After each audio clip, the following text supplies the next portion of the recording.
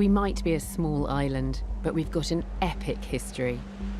And there's a wealth of untold secrets still to uncover. So every year, hundreds of archaeologists dig, dive, and sift to find clues. Absolutely never seen anything like it before. It's just amazing. In 2018, their discoveries have been more exciting than ever. Look at that. So that's from a tank then? That's Yeah. brilliant. That's a nice find. Not bad for day 2. Not bad at all. Each excavation has been filmed as it happened by the archaeologists themselves. Their dig diaries mean that we can be there for every exciting moment of discovery. And you imagine him looking over his shoulder, trying to get away from the enemy aircraft through that. I'll be in the lab where the teams will bring in their finds from pottery and metalwork to human remains, and we'll take a closer look to find out what these new digs can tell us about our ancestors. Look at that. Be very careful. I will be careful. Oh my goodness. While archaeologist Raksha Dave looks into the analysis that goes on long after a dig is finished. Somebody stabbed her in the back of the head. What an awful way to go. Welcome to Digging for Britain.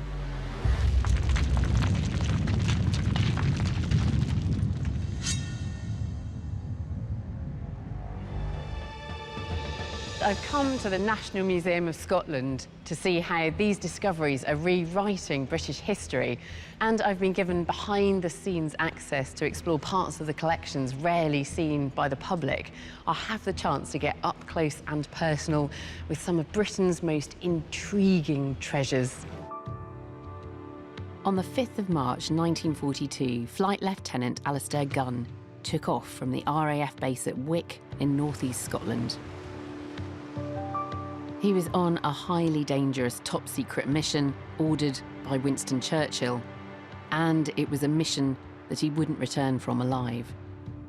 Gunn was tasked with monitoring the activity around the German battleship Tirpitz, which Hitler was using to intercept the Allied forces' merchant fleet. But only a few hours in, Alastair was shot down over the mountains near the Trollheimen fjord in Norway. The Spitfire is arguably our most iconic fighter plane, famous, of course, for the role it played during the airborne conflict that was the Battle of Britain.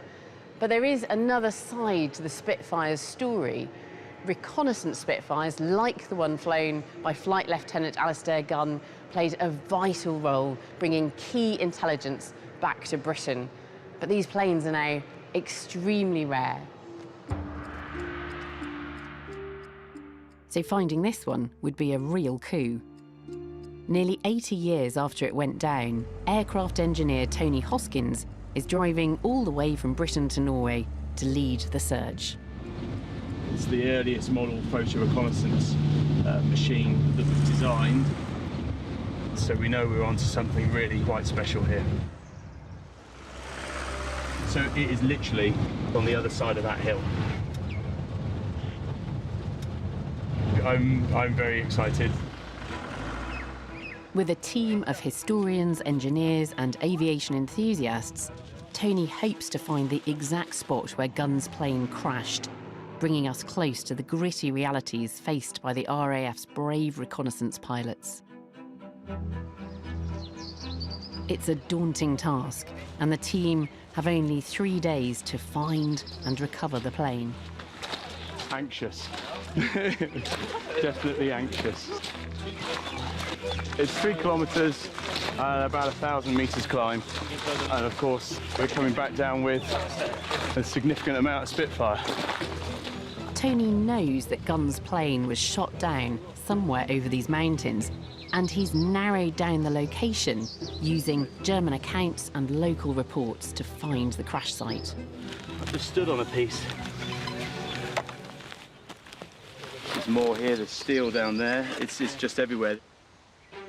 Luckily for the team, there's more wreckage than they'd ever hoped for. This is the radiator door, and that's really lovely, considering it sat here for 76 years. That's in astonishingly good condition. Suddenly, one of the team finds something that brings them even closer to Flight Lieutenant Gunn's final moments before he bailed out. So this is a piece of the canopy, the perspex. So this was last looked through by Gunn, 5th of March 1942.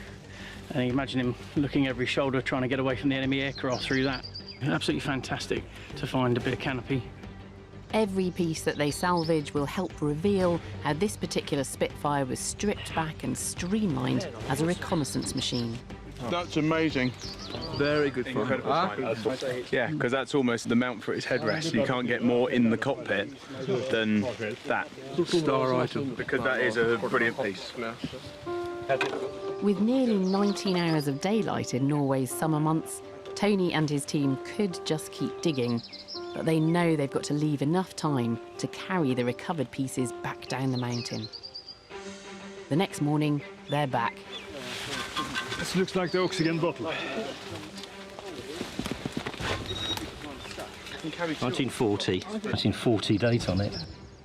These oxygen canisters allowed the reconnaissance pilots to fly higher than their fighter counterparts.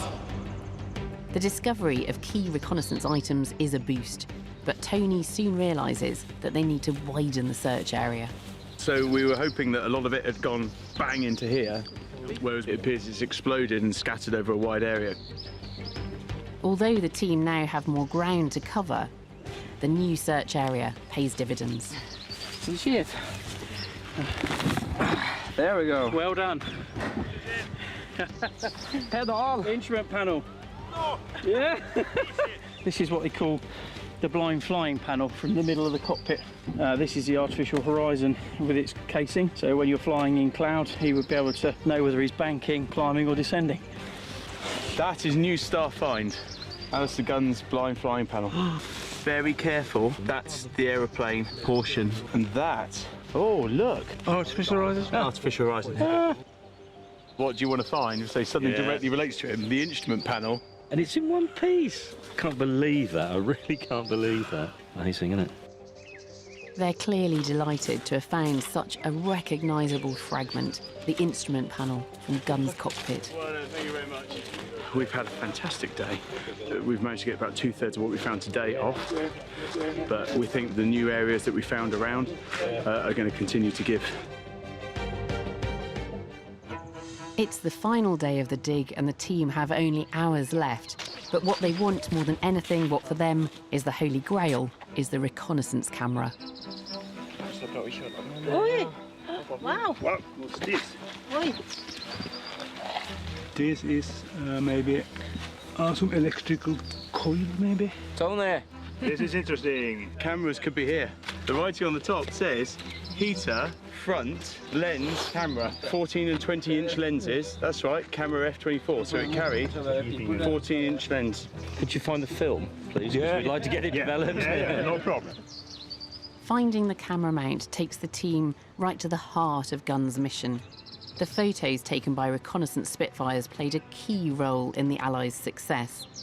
But of course the photos from this camera, as Gunn himself, never made it back. I've invited Tony Hoskins and colleague Mark Hillier into the lab to take a closer look at this strategically important plane and to uncover the story of its brave pilot. Tony, I think the first question to ask is, how on earth did you know where to start looking for this Spitfire? Well, it was a long process. We had the combat report from the German who shot him down, so we knew a rough area to start looking in, and then thankfully local knowledge proved to be the way forward. Although it's not a big aeroplane when you compare it to a mountain, it's going to be all in the same kind of area. It ended up being a bigger area than we thought, but we came away with 70% of the aeroplane.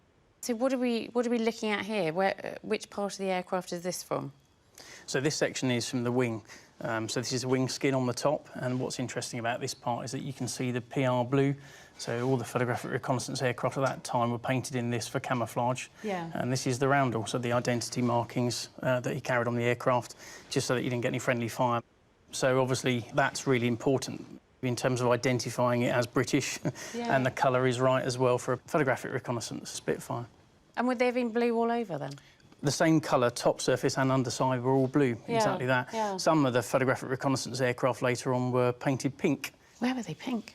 Desert mostly, wasn't it? Yeah, and don't want for to say the any sunrise in the morning and the Sunrise in the dust in morning. the sky. Yeah, it yeah. becomes pinky. And it was stripped back in order to do this, was it? That's right. I mean, they only built 220 of them, so it's a very rare item. Yeah, they were unsung heroes if you think that they were often flying 4.5 hours, sometimes long sorties over water on their own, 30,000 feet, and unarmed. So obviously when they got to the target area, there's always the risk of enemy aircraft and being shot down, as Alistair found out to his cost. Yeah. And you found not the camera itself, so this is a camera off another plane, presumably. So it carried 3 cameras. It carried one that pointed out the side and 2 that pointed out the bottom. Yeah. And it was the very first setup for making 3D photographs, and that these would be mounted in a frame, and we've got the frame. That's the frame at the front. So that is part That's part of the frame that mounted the actual camera, yeah. So that frame would have looped around the top up here. Yeah. And then Alistair would have set it in on a dial for the height that he was clear of cloud and could see the target, and then the cameras would have motored to give 2 angles that would have focused at the ground at that point. Just how important was photo reconnaissance at this time? I think people underestimate the importance of it if you think this was the intelligence gathering arm of all the armed forces. And even the RAF today, you know, photographic reconnaissance is really key and massively important. And then you've got this amazing insight into the cockpit that Alistair was sitting in, and this is the housing for his instruments. Really important piece of the cockpit, and also the engine instruments round to the right. But just to think that he was in the cockpit, you know, in 1942, the last person looking at those instruments. This is part of the fuselage, and it's just from the cockpit section, just about where Alistair was sat, and the machine gun round has come through the cockpit, and this is the exit point from the side of the fuselage. It tells quite a grim story of the last few moments of his struggle to get away from the Germans. And then obviously, eventually, he lost that fight and had to bail out of the aircraft. So he bails out, he parachutes, he survives this. What happens to him eventually? He'd spent a night in a hut on the hill on the night of the 5th, and then, despite the help of the locals, he took the decision it was best to hand himself in. Eventually, he was sent to Stalag 3, which was the camp made famous in the film The Great Escape. Yeah. And he got involved with the tunnelling committee and dug first one tunnel, which was discovered by the Germans, and then embarked on a second rather famous tunnel, which was the Tunnel Harry. But did he make it out? He did escape in the tunnel, but they got to within 25 kilometres of the port they were going to use to get to Sweden when he was discovered. He was writing letters home to his parents, and sadly his last letter he wrote was on the 19th of March, 44. Of course, he escaped on the night, the 24th, 25th, and the letter arrived at his parents' house on the 15th of May. But sadly, the next day, on the 16th of May, was the telegram from the War Office saying that he'd been executed. That's just horrendous. I mean, he astonishingly brave. They're often forgotten about, so this story is really important. Not just Alistair's, but all of the PRU pilots too. It's fantastic. That's the thing, isn't it? It's not just about going and recovering pieces of metal from the side of a mountain. It's about recovering this story and remembering him. The discovery of this Spitfire by Tony and his team has graphically underlined just how risky these vital reconnaissance missions were. The fragments of Alistair Gunn's plane recovered from that Norwegian mountainside are a memorial to just one of World War II's forgotten heroes.